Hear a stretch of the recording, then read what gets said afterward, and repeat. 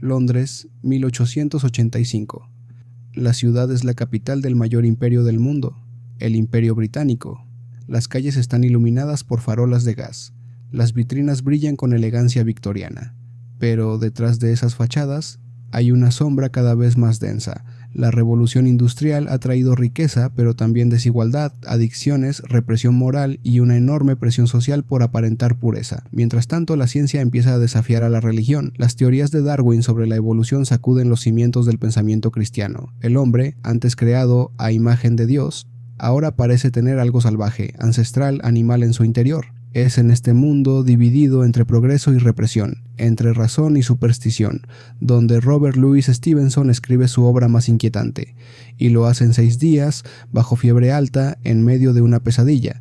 Su esposa, al leer el primer borrador, dice que fue demasiado ligero, él lo quema, y lo vuelve a escribir desde cero, con una urgencia casi desesperada. Tiene que ver con múltiples personalidades o trastornos mentales. Muchos han creído que el libro trata sobre lo que hoy conocemos como trastorno de identidad disociativa, personalidades múltiples o incluso trastorno bipolar.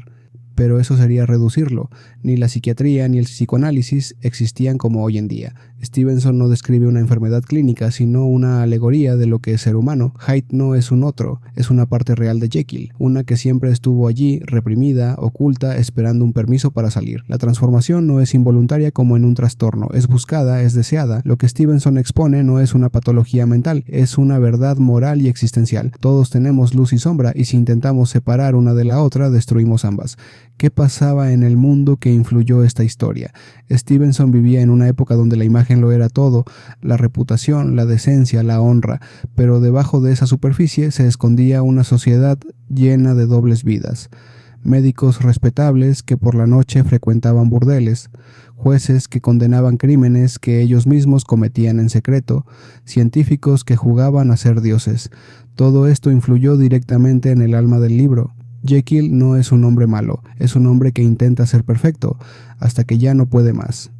Y entonces Hyde aparece como la parte liberada, pero también la parte sin control. El extraño caso del Dr. Jekyll y el Sr. Hyde no es una historia sobre locura, es una historia sobre quiénes somos realmente cuando nadie nos mira. No trata sobre una enfermedad mental, trata sobre una condición humana universal, la contradicción. Nos muestra que no somos buenos o malos, somos ambos, y que ignorar nuestra sombra es invitarla a que nos devore.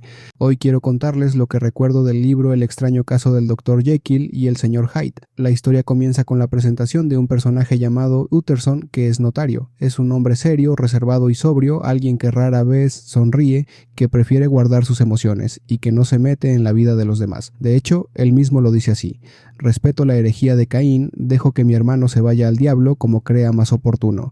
Utterson cree que cada persona tiene derecho a vivir como quiera, incluso si se destruye a sí misma. Para él la amistad es una especie de beneficencia discreta, un lazo tranquilo, sin muchas exigencias. Y sus amistades suelen ser con personas que conoce desde hace años o con las que tiene lazos familiares. Uno de esos pocos amigos es Richard Enfield, un hombre de mundo, pariente lejano suyo. Aunque no parecen tener mucho en común, tienen una costumbre muy marcada. Cada domingo se encuentran para pasear por las calles de Londres, incluso si eso significa dejar otros compromisos de lado. Pasean en silencio, a veces sin decir una palabra, pero con una rutina muy firme y leal. En uno de esos paseos dominicales cruzan una calle hermosa, limpia, con vitrinas bien cuidadas y fachadas elegantes. Pero en medio de esa calle hay una casa que rompe completamente con la armonía del lugar. Es una casa descuidada, sin ventanas visibles hacia la calle, con una puerta oscura y sin llamador ni campanilla. La usan como refugio vagabundos y delincuentes, y parece abandonada desde hace una generación. La fachada está sucia, las paredes están agrietadas y da una sensación de malestar. Es como si nadie se preocupara por ese lugar, como si fuera invisible para los demás, a pesar de estar en una calle tan visible y transitada. Y así comienza el misterio. Y entonces Richard Enfield le cuenta a Utterson lo que le ocurrió una madrugada, una historia que estaba relacionada con esa casa. Fue un episodio que, según sus propias palabras, lo dejó marcado para siempre. Aquella noche, Enfield caminaba por las calles de Londres, ya muy entrada la madrugada, en una hora en que las calles pertenecen más al sueño que a la vigilia. En ese momento vio a lo lejos a una niña pequeña que corría por la acera, mientras que en la otra dirección se acercaba un hombre caminando a paso rápido y firme.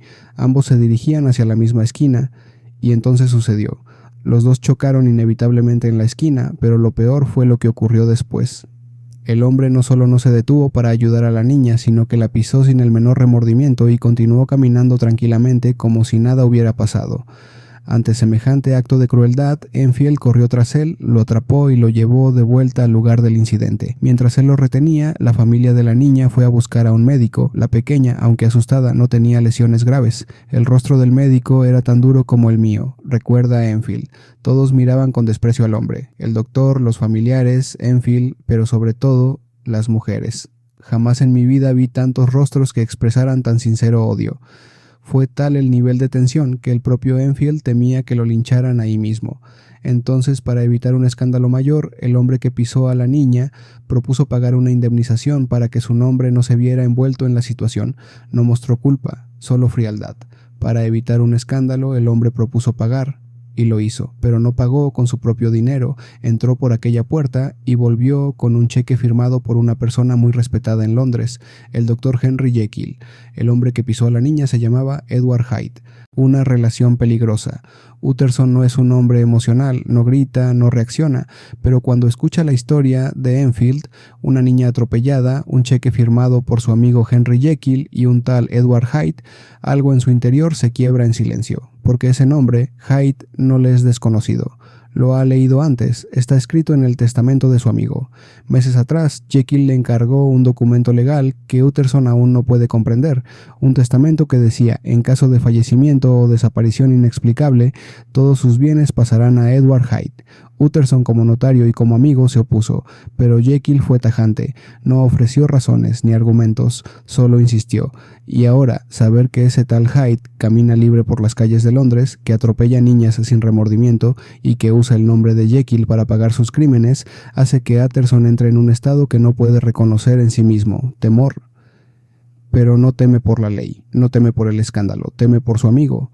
Utterson comienza a atar cabos. Un hombre honesto y respetado como Jekyll no puede estar unido a Hyde sin una razón poderosa, y entonces lo cree comprender. Debe estar siendo chantajeado. Hyde debe conocer algún secreto oscuro del pasado de Jekyll. No hay otra explicación. Jekyll está atrapado, y ese testamento no es un acto de voluntad libre, sino un documento bajo amenaza, y sin embargo hay algo en la historia que no cuadra. Si Jekyll quisiera liberarse, Utterson podría ayudarlo, pero no lo ha buscado, no ha dicho nada, y eso es lo que más lo inquieta. Utterson decide una cosa: debo encontrar a Hyde, debo ver con mis propios ojos a ese hombre que está destruyendo a mi amigo. Así se siembra el conflicto que dominará toda la historia, la lucha entre la imagen respetable del Dr. Jekyll y la sombra creciente del nombre Hyde. Una relación peligrosa, una conexión que no puede explicarse sin mirar a la parte más oscura del alma humana.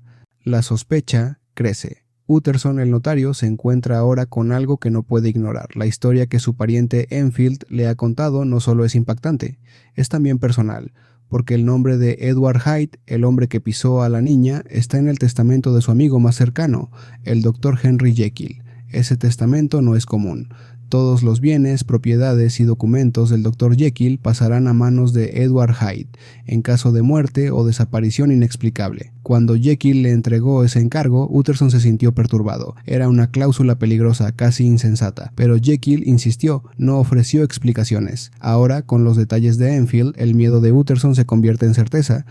Jekyll está en peligro, y no solo legal o reputacional, peligro físico, real. Utterson decide actuar. No confronta a Jekyll aún, prefiere observar. Pasa varias noches vigilando la puerta misteriosa, la misma por la que Hyde entró con el cheque. Una casa sin ventanas, sin nombre, sombría, y finalmente lo ve. Hyde, pequeño, de movimientos rápidos, no deforme, pero con un aire indescriptible que lo repele. Tenía algo que repelía el trato humano, un algo desagradable y maligno, sin forma ni explicación. Utterson se le presenta, le dice que conoce a Jekyll. Hyde reacciona con frialdad y desconfianza, le responde seco: Jekyll no está, pero yo tengo llave. Utterson lo observa entrar por la puerta como si fuera dueño del lugar. Esa imagen lo obsesiona. Decide ir directamente a casa de Jekyll, en otra calle, la fachada principal de la misma propiedad. Lo recibe el mayordomo, Poole. Utterson le pregunta: ¿quién es ese señor Hyde? Poole contesta algo incómodo: un hombre que viene con mucha frecuencia. El señor tiene una gran confianza en él. Utterson insiste: ¿tiene llaves? Poole asiente. Sí, señor, tiene llaves. Y se le ha dado orden de que lo dejen entrar. Eso confirma sus peores sospechas. Hyde no solo tiene acceso total, tiene autoridad. Buscando más claridad, visita al Dr. Lanyon, otro amigo de juventud de Jekyll. Lo encuentra alegre, cordial, pero se transforma cuando Utterson menciona a Henry. Hemos roto relaciones hace más de 10 años. Utterson pregunta por qué. Lanyon responde con seriedad, porque empezó a hablar de doctrinas científicas que rozaban lo diabólico. Utterson regresa a su casa confundido, tiene datos, nombres, testimonios, pero no puede unirlos. Jekyll ha entregado su vida y sus bienes a un hombre que todos aborrecen, un hombre que puede entrar a su casa, usar su nombre y representarlo. Y sin embargo, no hay ninguna señal de resistencia. Utterson no tiene pruebas, pero tiene una certeza íntima, silenciosa. Algo anda profundamente mal en el alma de su amigo. El crimen. Londres. Una noche de luna, tranquila y hermosa, con el aire despejado y las calles silenciosas. Una criada está de pie junto a la ventana de su casa en el segundo piso. Desde allí, ve con claridad lo que ocurre en la calle desierta. Ve a un hombre mayor, caballero distinguido, amable de aspecto noble, acercarse caminando.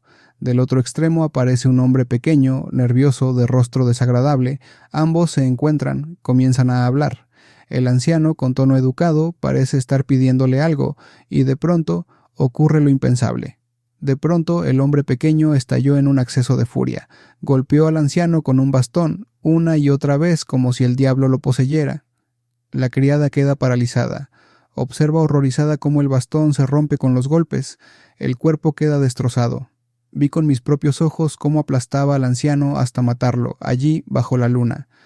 El asesino escapa, desaparece entre las sombras, pero la criada ha visto todo y ha reconocido al agresor, Edward Hyde. Al día siguiente, la ciudad se sacude con la noticia. La víctima es identificada como Sir Danvers Carew, un parlamentario muy respetado. Entre sus pertenencias se encuentra una carta dirigida al notario Gabriel John Utterson. La policía lo busca. Utterson, perturbado, acompaña al inspector Newcomen a una dirección en Soho, el domicilio de Edward Hyde. La vivienda es oscura, desordenada, modesta pero sin calor humano. Una criada la cuida, pero está acostumbrada a largas ausencias de su amo. Y dentro de la casa encuentran una evidencia escalofriante. Un bastón partido en dos. Utterson lo reconoce. Él mismo se lo había regalado al Dr. Jekyll. Además, en la chimenea hay restos de papeles quemados y entre los objetos personales de Hyde, una chequera y algunos utensilios. El hombre ha huido, no hay señales de su paradero.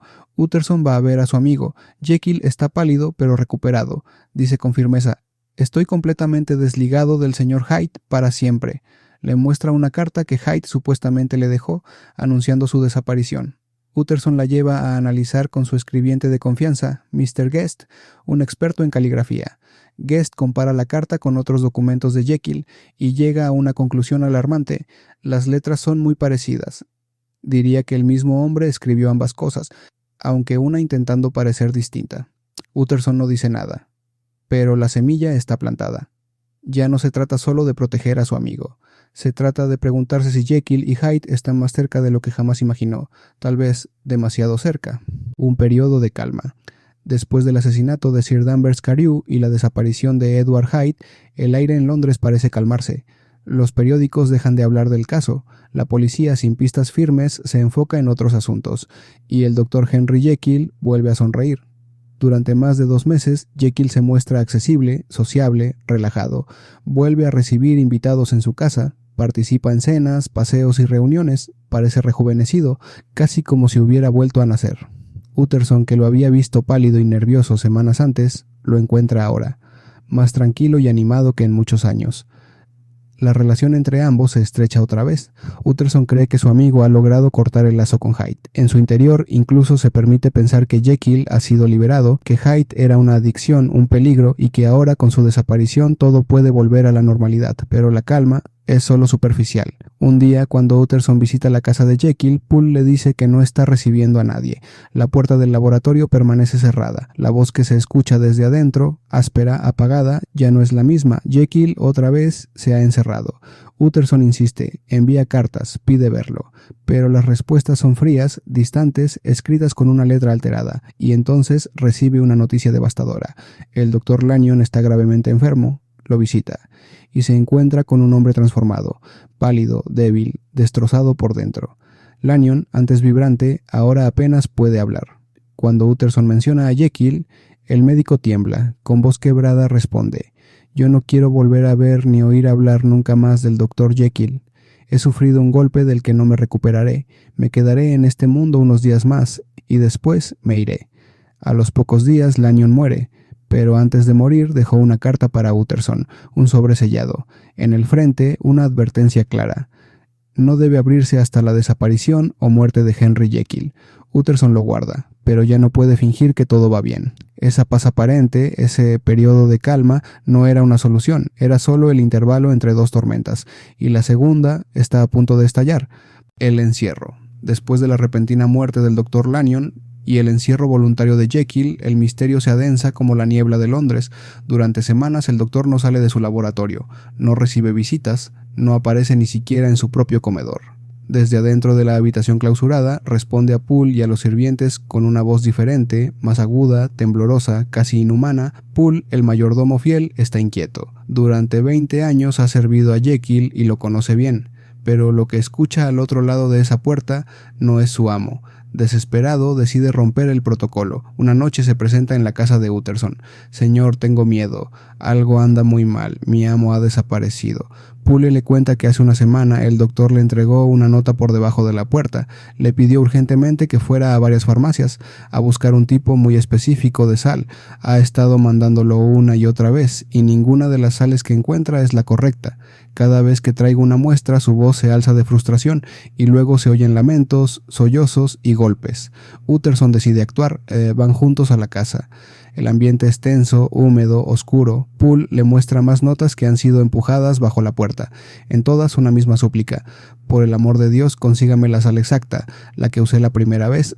Pero hay algo más perturbador. Poole, con los ojos clavados en el suelo, le dice: «Señor, he visto al que está dentro cruzando el patio, y no es mi amo, es un hombre más pequeño, con el paso torcido, el rostro oculto por una capucha». Utterson, temblando, toma una decisión. «Romperemos la puerta». Con un hacha en mano, Poole golpea la madera 1, 2, 3 veces, hasta que la entrada cede. Dentro, el laboratorio está en penumbra. Los frascos se alinean como en una morgue de ciencia. El olor químico invade el aire, y tendido en el suelo está el cuerpo sin vida de Edward Hyde. Junto a él, una cuchara torcida, un vaso medio lleno, un frasco roto. Se ha envenenado, pero lo más inquietante no es eso. El cuerpo de Hyde viste las ropas de Henry Jekyll y no hay rastro del doctor. Utterson, paralizado, registra la habitación. Sobre la mesa encuentra 3 documentos cuidadosamente sellados. 1. Un testamento nuevo que revoca al anterior y deja todo a Utterson. 2. Una carta con la fecha del día anterior. 3. Y un paquete cerrado con el nombre de Utterson en la cubierta. Poole pregunta: «¿Dónde está el doctor, señor?» Utterson no responde, porque en el fondo ya lo sabe. El doctor Jekyll ya no existe. Las cartas. La puerta del laboratorio ha sido forzada. El cuerpo de Edward Hyde yace en el suelo, envuelto en la ropa de Henry Jekyll. A su lado los restos de un vaso, una cuchara torcida y una botellita vacía. Pero Jekyll no está. Poole y Utterson miran alrededor con incredulidad. El ambiente huele a químicos, a encierro, a desesperación. Sobre la mesa de trabajo, entre tubos de ensayo y frascos de sal contaminada, hay 3 objetos cuidadosamente dispuestos. Un sobre sellado con el nombre de Utterson, un testamento nuevo que anula al anterior y lo nombra a él como heredero, y una carta, fechada el mismo día, escrita con mano firme. Utterson rompe el sello del sobre, y dentro encuentra otra carta, más antigua, la confesión final de Henry Jekyll.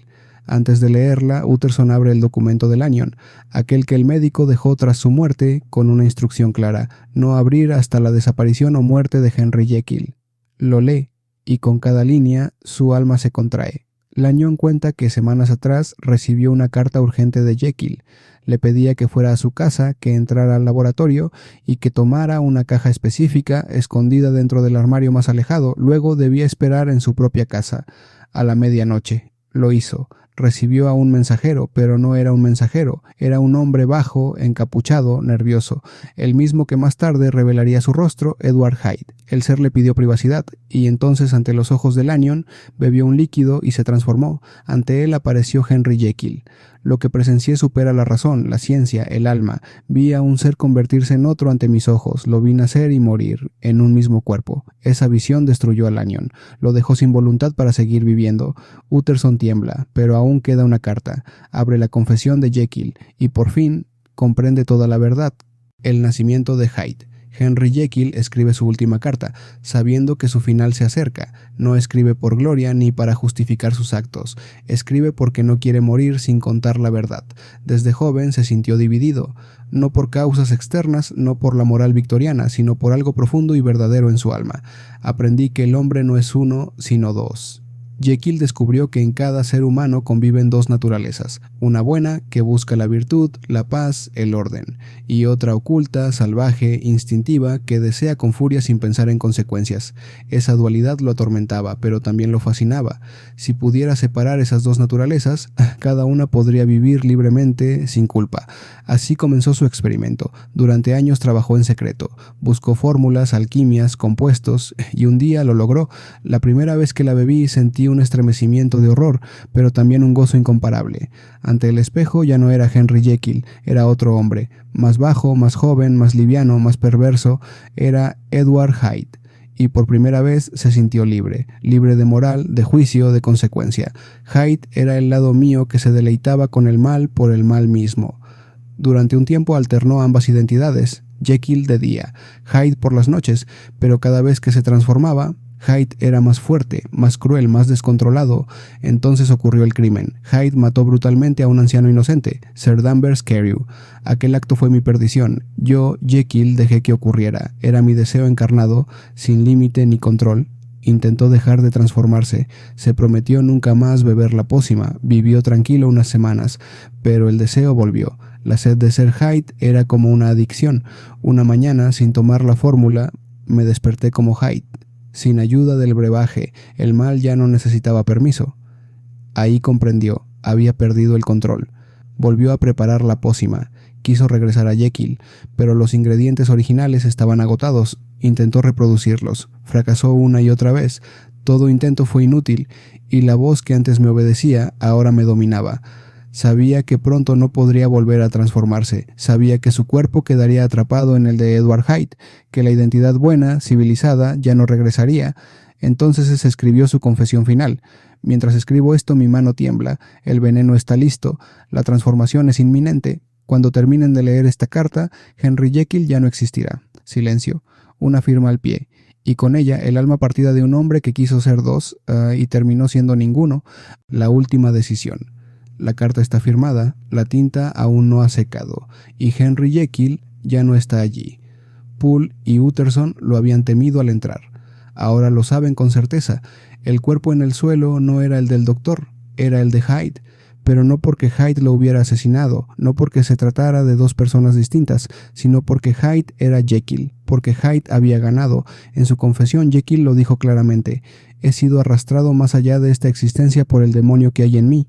El veneno junto al cadáver no deja lugar a dudas. Fue una elección, una última decisión tomada con la poca humanidad que le quedaba. Me iré voluntariamente, porque prefiero la muerte a vivir dominado por esa criatura. La criatura, Edward Hyde, la parte que nació como una curiosidad, y terminó devorando al hombre entero. Utterson cierra la carta. El mayordomo Poole espera en silencio. No hay palabras que puedan decir lo que ambos entienden. El doctor Jekyll, hombre respetable, científico brillante, amigo leal, había intentado separar el bien del mal. Había querido dividir su alma para dominarla, pero no se puede dividir al ser humano sin romperlo. Así termina la historia, sin redención, sin justicia, sin explicaciones que alivien la culpa, solo una advertencia que perdura. El mal que tratamos de esconder no desaparece, solo espera su momento para dominarlo todo. La advertencia. La historia termina sin juicio, sin público, sin redención. No hay villano capturado, no hay héroe victorioso, solo un cadáver, el de Hyde tendido en el suelo de un laboratorio, vestido con la ropa del hombre que lo creó. En su confesión, Henry Jekyll deja algo más que un relato, dejó una advertencia: el hombre no es verdaderamente uno, sino verdaderamente dos, y esa doble naturaleza está en guerra dentro de nosotros. Jekyll no era un monstruo, era un ser humano como cualquiera, brillante, educado, generoso, pero también orgulloso, tentado y dividido. Quiso aislar la parte oscura de sí mismo, creyó que podía separarla, contenerla, usarla sin consecuencias, pero Hyde creció, y no solo en cuerpo, en deseo, en crueldad, en poder. Fui lentamente esclavizado por mi creación, y cuando quise regresar a mí mismo ya no pude. El laboratorio quedó cerrado, el cuerpo fue enterrado, las cartas guardadas por Utterson, pero la advertencia permanecía viva. Hoy al mirar a Hyde no vemos solo un criminal, vemos la parte que cada ser humano lleva dentro, la que calla, la que observa, la que si se le da poder puede terminar dominándolo todo. Por eso el legado de Jekyll no es una fórmula científica, es una verdad humana. Lo que ocultamos nos posee y lo que liberamos puede destruirnos. Conclusiones. El extraño caso del Dr. Jekyll y Mr. Hyde no es solo una obra de terror ni una fábula gótica, es un estudio psicológico disfrazado de novela corta, es un ensayo ético narrado como misterio, y sobre todo es una advertencia que trasciende su época. Es una alegoría sobre la dualidad humana escrita en forma de thriller victoriano. Robert Louis Stevenson, sin usar teorías ni conceptos modernos, construyó una obra que anticipa ideas de psicología contemporánea, el yo dividido, la represión y el inconsciente. Esto no es un libro de monstruos, es un libro sobre la parte monstruosa que todos llevamos dentro. Cada página nos enfrenta con una pregunta incómoda. ¿Qué harías si pudieras actuar sin consecuencias? El mensaje es claro y trágico. No podemos separar el bien del mal sin rompernos a nosotros mismos. Jekyll intentaba usar la ciencia para eliminar su culpa, para vivir doblemente, respetable por fuera y libre por dentro. Pero Hyde, su obra, no solo no desaparece, crece, se fortalece y finalmente lo devora. El libro no condena el deseo, condena la negación del conflicto interno, la falta de responsabilidad sobre lo que somos. Es una advertencia contra la arrogancia moral, la falsa pureza y la ilusión de que podemos dominar nuestra oscuridad sin pagar el precio. ¿Por qué sigue siendo útil hoy? Porque vivimos en una era de máscaras, redes sociales, identidades fragmentadas, vidas públicas y privadas separadas por una delgada línea. Hoy, como Jekyll, muchos quieren proyectar una imagen perfecta, mientras que esconden a su Hyde en el fondo de la pantalla. Este libro nos obliga a reconocer que no somos uno solo, que dentro de cada persona hay lucha, contradicción y deseo, y que ignorarlo es el primer paso para la pérdida del control. El extraño caso del Dr. Jekyll y Mr. Hyde no es solo una gran historia, es un espejo, y lo que vemos en él depende de si tenemos el valor de mirarnos sin mentiras. Igualmente recordarles que si necesitan un ensayo sobre el libro, abajo hay un link en Patreon donde lo pueden adquirir. Los ensayos no están hechos con IA, pero sí están corregidos gramáticamente con esta. Y nada, muchas gracias por ver.